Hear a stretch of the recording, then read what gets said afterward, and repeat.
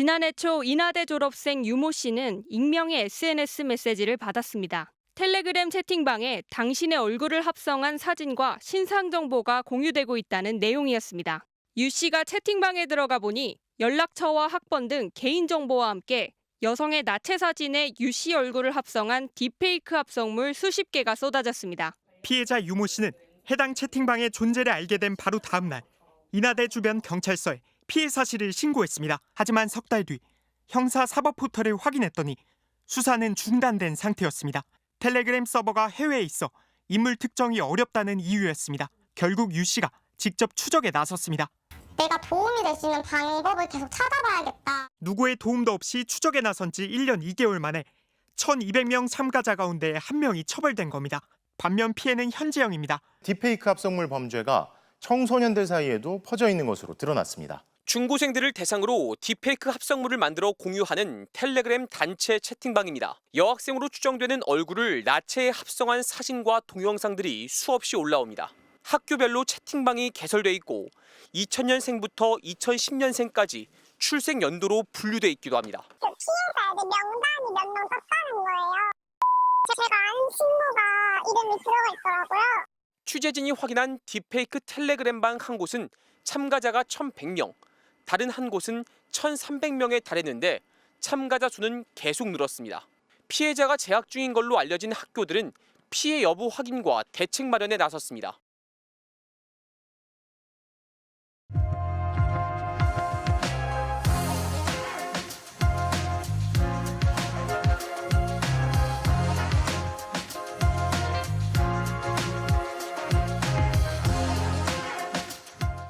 인구 220만 명이 살고 있는 캄보디아의 수도 프놈펜시.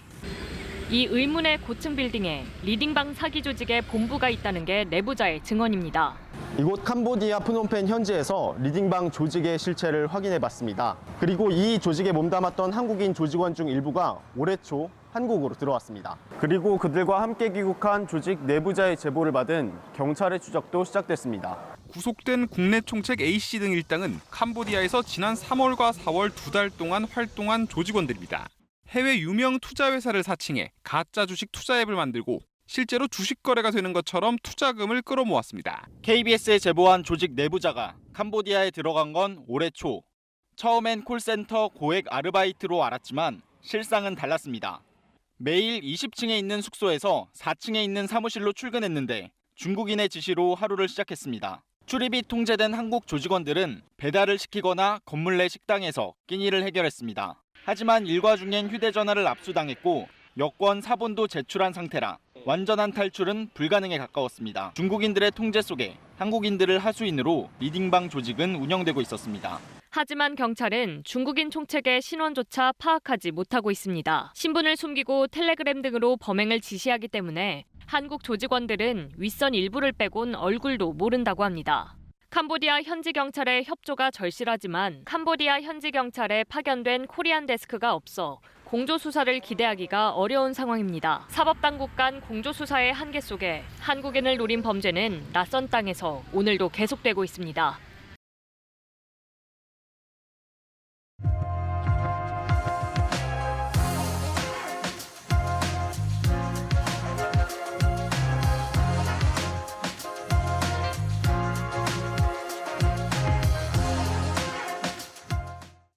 은호야, 지금 보니까 주스 먹으니까 인슐린 탄수화물 5 정도 넣어. 알았지? 넣고 먹으면 돼. 아이는 2년 전 1형 당뇨 진단을 받았습니다. 그 뒤로 아이와 엄마의 팔엔 늘 혈당 수치를 알리는 스마트워치가 채워져 있습니다. 여기에 연결된 어플리케이션을 통해 365일 24시간 내내 수시로 인슐린을 주입합니다.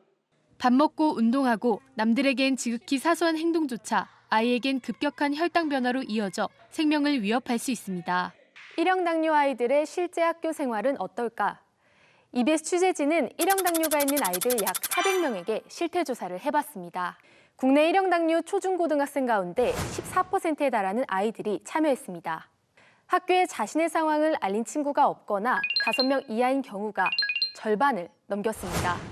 1형 당뇨 특성상 주변에 도움을 구할 일이 많지만 정작 학교 안에선 고립돼 있는 겁니다. 아픈 사실을 감춘 이유는 역시 오해와 편견 때문이었습니다. 5명 중 1명은 일형 당뇨 때문에 놀림을 받은 적이 있다고 답했습니다. 어느 날 갑자기 평생 완치가 안 되는 병에 걸렸다는 이유만으로 주변의 편견 속에 고립돼 버린 일형 당뇨 아이들. 무엇보다 편견 어린 시선이 거치기를 간절히 바라고 있습니다.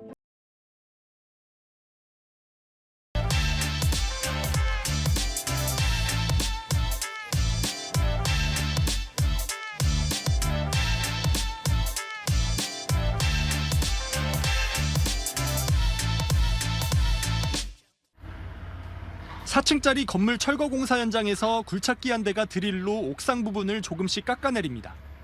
30분 가까이 철거 작업을 진행했는데 반대쪽 부분을 건드린 순간 앙상하게 남아있던 지붕 전체가 눈 깜짝할 새 무너집니다. 큰 굉음과 함께 일대가 흙먼지로 뒤덮이고 바로 밑에 있던 작업자들은 가까스로 몸을 피합니다. 이 사고로 주변 상가와 주택 450가구에 잠시 정전이 발생해 피해가 잇따랐고 인접한 원룸 18가구는 아예 전기가 끊겼습니다. 주민들은 철거 작업이 너무 위험해 보여 수차례 민원을 넣었지만 안전 조치가 제대로 이뤄지지 않았다고 지적합니다. 전화를 몇 번 했죠. 네? 그런데도 나오지 않는 거예요. 네? 이게 사고는 예기 전 장소에서 사고가 나는 거예요. 지금 현재로 봐서는. 취재진이 해당 현장에 해체 공사 계획서를 입수해 살펴봤습니다. 업체가 낸 계획서에는 최고 높이가 24.57m에 달하는 몸통이 2번 꺾인 이른바 데몰리션 굴착기를 사용할 예정으로 건물 최고 높이 24.1m보다 0.47m가 높다고 표기돼 있습니다. 하지만 업체가 실제로 사용한 굴착기는 데몰리션이 아닌 디깅 옵션 2, 최대 높이가 13m밖에 되지 않습니다. 앞에 드릴을 달아도 건물 높이보다 훨씬 낮은 굴착기를 쓴 겁니다. 철거업계에서는 업체에서 저지른 명백한 불법이라고 지적합니다.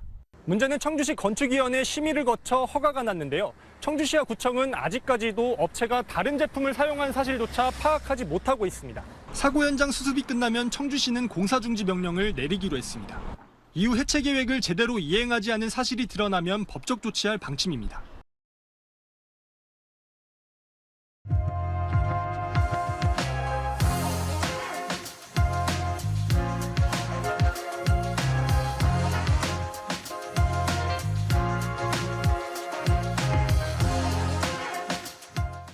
미국 라스베이거스 CS2024에 소개된 전주시의 드론 축구. 방과 후 프로그램을 통해 전국에 2,200여 팀이 결성됐고 13개국에 160여 팀이 활동한다며 2025 드론 월드컵 개최를 공언하기도 했습니다. 대회 추진의 주역은 선수 인증부터 대회 허가, 공인구 선정권 등을 쥔 전주 소재 대한드론축구협회. 그런데 협회 주간 대회에 참여한 협력업체가 충격적인 사실을 폭로했습니다. 2022년부터 이듬해까지 4차례에 걸쳐 3,100만 원을 사무국장 개인 통장으로 송금했다는 것. 송금 지시가 담긴 녹음 파일을 공개하기도 했습니다. 피드백이 나왔잖아요.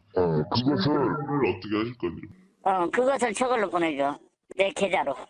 2018년 설립돼 전주시장과 캠틱 종합기술원장이 공동 협회장을 맡아온 드론축구협회. 3년간 10억의 보조금에 시청 공무원이 파견될 정도로 지원은 막강한 반면 관리 감독이 없는 그들만의 세상이었다는 지적이 불가피해 보입니다. 드론 축구 논란의 주요 대목마다 등장하는 캠틱 종합기술원. 과연 어떤 곳일까?